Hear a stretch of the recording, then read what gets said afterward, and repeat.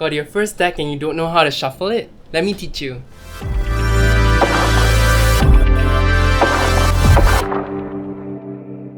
Hi everyone, this is Casper the Boy Diviner here today, and I'm going to teach you how to shuffle a tarot deck. Before I begin, if you like this topic, please like and subscribe to this video because it really helped me out. Commenting also helps because there's some sort of engagement and more people will see this video, so thank you so much for helping. Okay, so the first thing people usually ask me when I talk to tarot beginners, and this is also a question I had when I started out, is there a right way to shuffle a tarot deck?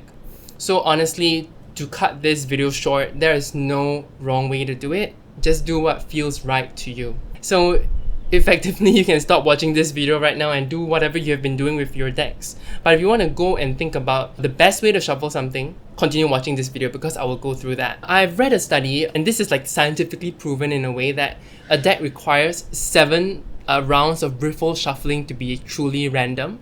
But that's what I kind of try to aim for. Maybe not 7, but I want to do at least 4 riffle shuffles if I can.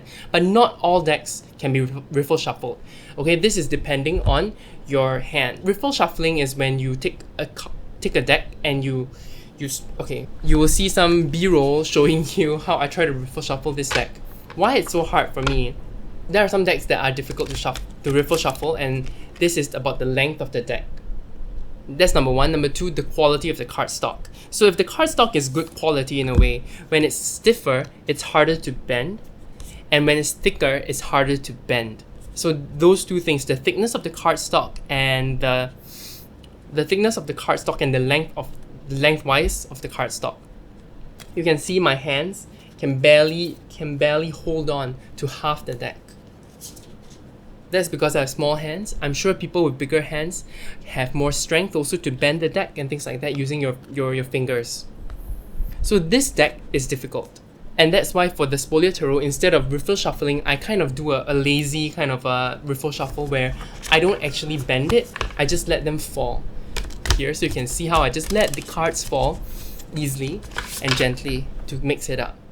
Okay, something like the Marigold Tarot, which is a linen finish and it's not super thick, this would be easier to riffle shuffle. And this one is not as big as the Spolia Tarot lengthwise. You can see that just that little bit makes a difference for me. Just that little bit makes a difference for me. You can see how I riffle shuffle this deck. It's much easier, and so reaching that required number to make it truly random in a way really helps. So when you pick a deck, these are some of the considerations I was talking about the size of the deck. Now I'm just going through the more technical details about how to shuffle. Okay, so let's say you don't want to riffle shuffle, or it's difficult because it requires time and effort to learn that shuffle. Until now I can't bridge properly. So bridging is after the riffle shuffle, where you just let everything fall, but you can just put it together after a riffle shuffling. So there's no real need to learn how to bridge. The next way is this. I think this is called a Hindu shuffle. Look at me, where you just pick up a stack of cards and let some of it fall. This is easier for decks where you can't riffle shuffle because the cardstock is too stiff and your hands can get around it enough. So this is the best way. This is my favorite way of shuffling a deck. This is the most therapeutic, I feel. This is my go-to shuffle, and I do this all the time. But there are some instances where a Hindu shuffle wouldn't work, and only an overhand shuffling would. My Endless Odyssey cards, these are so long. Can you see? Compared to the Spolia Tarot, they have so much more. And you already saw how Spolia Tarot compared to the Marigold deck. So my hands can't even do that. I can't even do that. So the only way is overhand shuffling. And I'm not good at this because lengthwise requires you to really pull it upwards. The small issue is because it's so long, sometimes you don't separate your hands enough. That's when you get tripped up.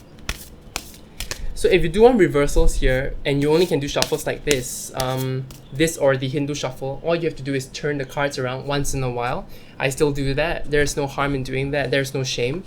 Some other things to do with shuffling is the cardstock quality. So glossy cardstock and thinner cardstock is easier to shuffle, but they are not that aesthetic. This deck is really easy to shuffle because the cardstock is thin, which means it doesn't hold up well in the long run, and the cardstock is glossy, so it's kind of slippery. They won't stick to each other. See, this is so easy to shuffle, and riffle shuffling is easy too. So yes, the other Kintaro is really easy to shuffle. There's no problem at all because it's so thin and glossy. But some of the other cards have matte, and they're thick. Because they're good quality, they hold up well. An example is the Empty Cup Oracle. A beautiful deck and super good quality. Is a thick deck. Can you see? And it's completely matte, which I love. The only issue is that because it has a powdered finish, it is very rough. So shuffling it feels very full of friction. There's full of friction between the cards, and that makes it hard to shuffle. You need to kind of be gentle enough but have enough force to pull the decks apart. I hope that makes sense. So if you are a beginner and want to shuffle something easy, I don't recommend a deck like this. Okay, but the size here is great. So if you own like the Art of Life Tarot or a larger deck, it is going to be very hard to shuffle. So example I have here is the Prophet. The Prophet is super big. Let's compare it with the Spolia Tarot. So both ways it is a huge deck, and the only way I can really think about shuffling this one is, again, my handy dandy overhand shuffle, which my hands are barely just big enough to do that.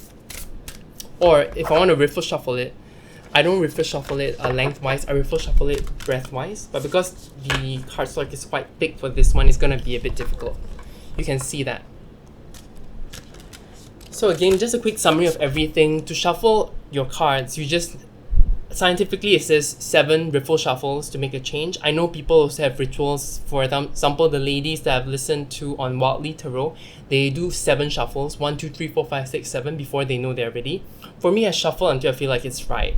Other methods of shuffling that I have not covered here is, you know, the splitting things into piles and just putting them back together.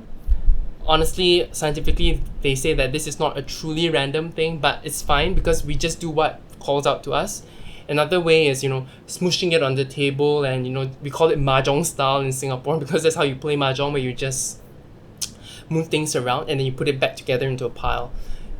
So these are some of the things you can try doing. I don't really do those things because, number one, in Singapore we don't have much space. I have to do it on the floor if I have to because my table is so full.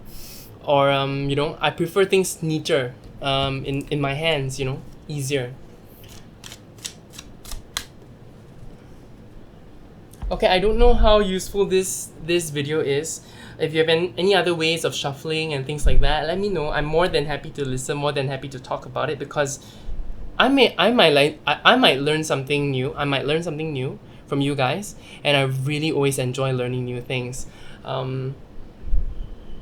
I would love more efficient ways to shuffle. I would love to have bigger hands so I can shuffle better, but this is what I've got and this is what I'm working with. Sometimes if a deck is too big and you love it, what you can do is trim it. I have not trimmed any of my decks because I'm terrible at crafts. I suggest watching Boho Tarot and how she does that. She's fantastic at deck mods and she has small hands, so she kind of has to do that to do the riffle shuffling, which is important to her.